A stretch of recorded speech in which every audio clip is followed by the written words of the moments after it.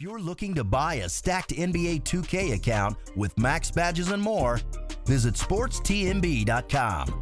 He has been in the community for years and has hundreds of reviews. Click the first link in the description to get your account today. Before this video starts, if you enjoy this video, there are many more like it already on the channel, with many more like it to come in the future, so subscribe. I'm trying to hit 100,000 subscribers by the end of the year, so I would really appreciate it. I upload almost daily on this channel, so if you're looking for some consistent sports talk, this is the place for it. Also, drop a like on the video. It only takes 1 second and it makes a massive difference. Today we are talking about the Memphis Grizzlies, and the reason for that is the other day I saw Skip Bayless tweet about what they were going to be talking about on whatever the hell their show is called, about what 8th-seeded team would be the biggest matchup nightmare for the Los Angeles Lakers in the first round, and the debate was who would be worse for them, the Portland Trail Blazers or the New Orleans Pelicans.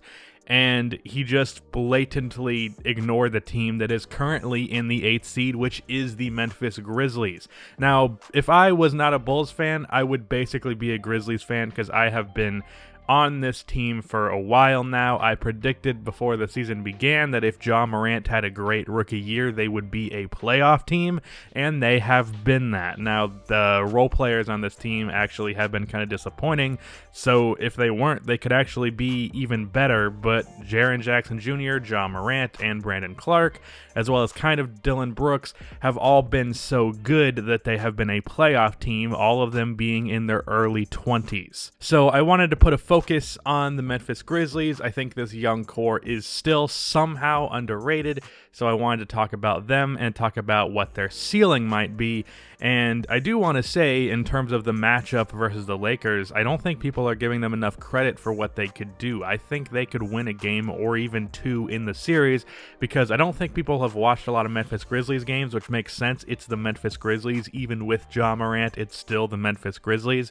But this team plays consistent and it plays well. This is not a young team that just has a great night one night and a horrible night the other. Sure, those exist, but this is a pretty consistently solid team, because this is not a team that relies heavily upon a guy just having a good night. Like, everyone plays well as a unit, and basically, yeah, that. So this team is definitely good, and they definitely would give the Lakers a couple problems.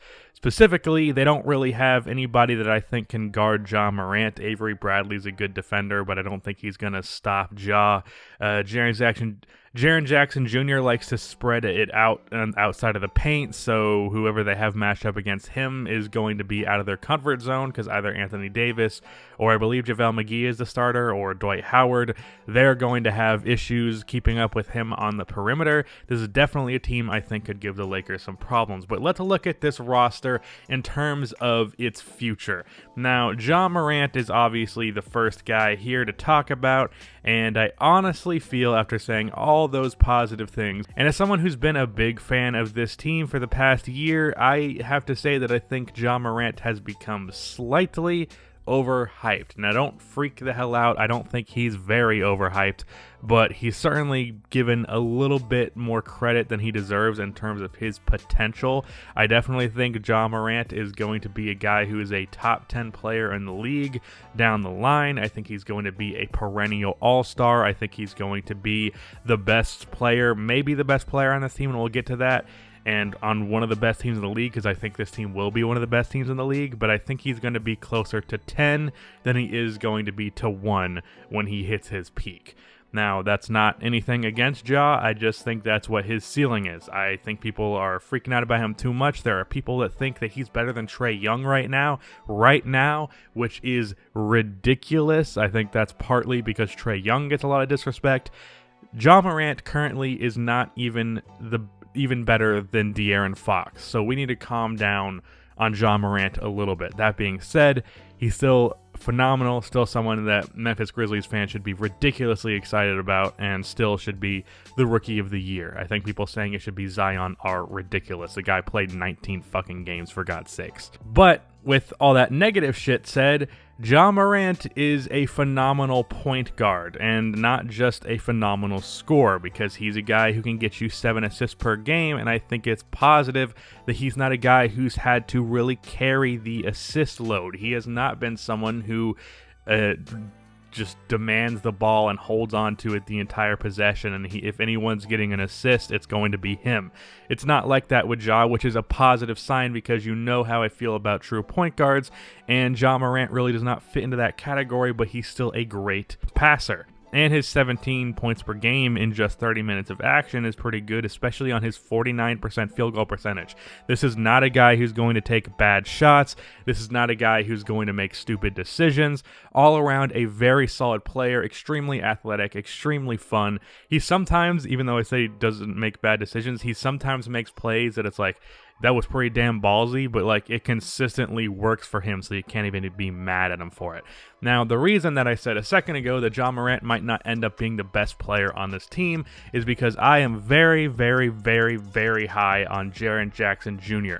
Now, some of my predictions about him have not come to fruition thus far. One of them being that I think that he has the potential to be the greatest defensive player of all time. I still think he has that potential, but thus far he has been disappointing on defense. This year, I think he definitely should have been someone who was in competition for all defensive second team at least, but he wasn't anywhere close to that because his effort on that end has been a little bit questionable, and when he does put up effort, he can be a little bit jumpy, hence the foul issue. I kind of wish he would figure that out, because so far he's not been able to play over 30 minutes a game in his career, but I still think he can be a fantastic defensive player.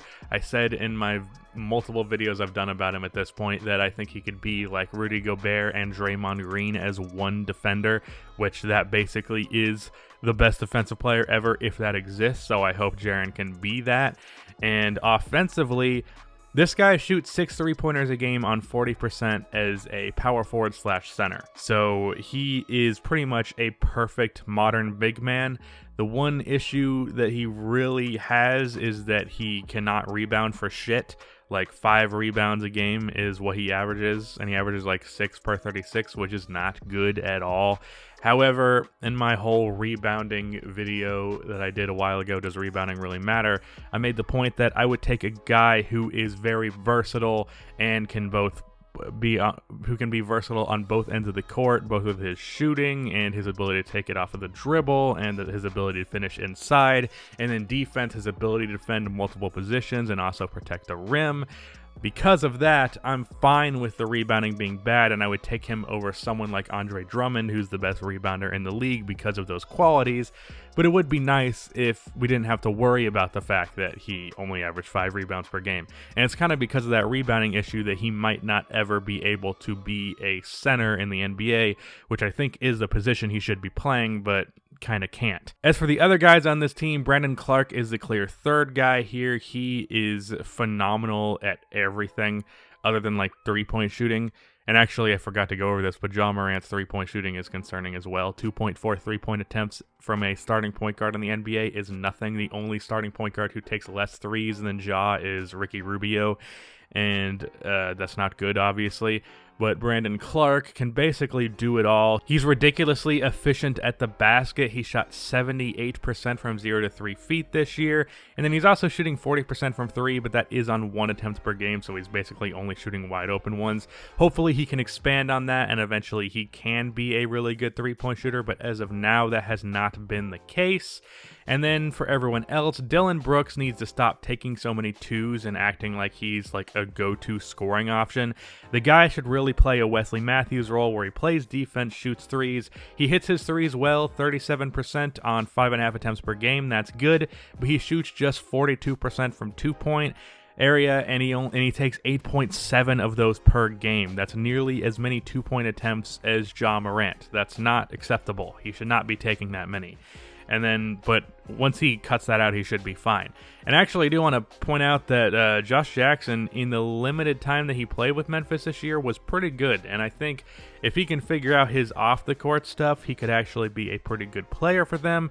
D'Anthony Melton has been a very good defensive player and made a lot of winning plays for them this year.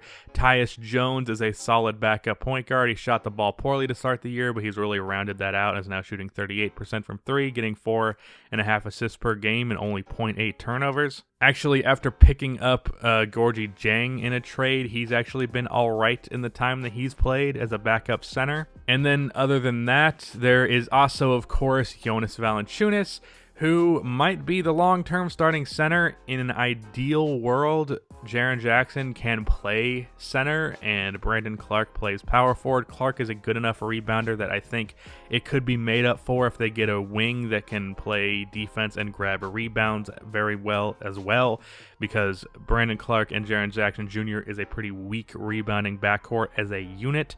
But Valanciunas, I think in the long term, he should be the backup center and sixth man.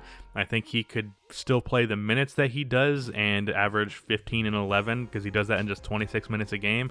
He could definitely be a go-to scoring option off of the bench. Not too many six-man centers you see, but Jonas could be one. He's also actually shooting threes on occasion, and he hits them when he's wide open. And then other than that, there is Justice Winslow. He has not been able to play for this team, obviously. He probably will be able to play once a new playoff thing for regular season games happen and whatnot. But he is a decent three-point shooter, a very good defensive player, and a decent playmaker. It's nice to have a secondary playmaker on this team because even though Ja does not take over the playmaking, there isn't a whole lot of playmaking on this team as a whole. So hopefully Winslow can take care of that. And I think he's definitely a good fit as long as he's hitting his three-pointers, and he's not a bad rebounder, so maybe that hypothetical that I'm talking about can be what happens down the line. But that is the Memphis Grizzlies and their roster. Now, as for how good I think they can be, I think with their personnel, they can be both a top 5 offense and top 5 defense within really 3 years. But this really all lies on whether or not Jaren Jackson Jr. gets his act together defensively and he's able to play more minutes, because I think the Ja Morant, Jaren Jackson Jr. pick and pop should be unstoppable, but Jackson's going to be able to play more than 28 minutes a game for it to really reach that level. So I definitely think this can be a championship contender for years to come. I don't know how easy it's going to be a championship contender because there are a lot of good teams coming up in the West, and there are a lot of good teams currently in the West. The Dallas Mavericks and New Orleans Pelicans are going to be a team that you're going to have to fight through in the coming years. But I definitely think there could be a few opportunities for this team to win a championship, or at the very least get to the finals. This is definitely a very good team, and I think they have 2 future top 10 players on their hands, so that's definitely not a bad thing, and I look forward to seeing what they can do. That is the end of this video. Please be sure to like and subscribe for more NBA content like this, and cue the outro music.